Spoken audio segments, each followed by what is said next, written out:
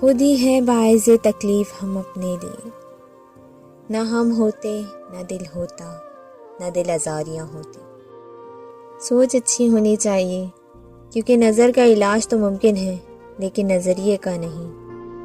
خدا پیار سب کو دیتا ہے، دل بھی سب کو دیتا ہے، دل میں بسنے والا بھی سب کو دیتا ہے، لیکن دل کو سمجھنے والا صرف نصیب والوں کو دیتا ہے۔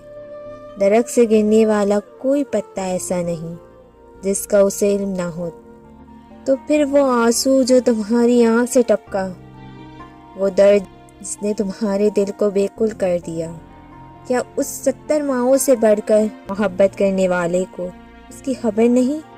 اطمینان رکھ، اس کے ہاں دیر ہے اندھیر نہیں۔ ہم چاہتے ہیں جو برا کرے یا جو برا ہو اس کے ساتھ اس سے بھی زیادہ برا ہو، بس ایک ایسی خواہش کی وجہ سے ہم اس برے انسان سے زیادہ برے بن جاتے ہیں۔ تم اس کو معاف کر دو، یہی سزا کافی ہے اس کے لیے، اور معاف نہیں کر سکتے تو اسے سوچنا بند کر دو۔ دنیا میں اس انسان سے بڑھ کر کوئی بد نصیب نہیں ہوتا جس کے وجود کو لاوجود مان لیا جائے، اس کے ہونے کو نہ ہونی کر دیا جائے۔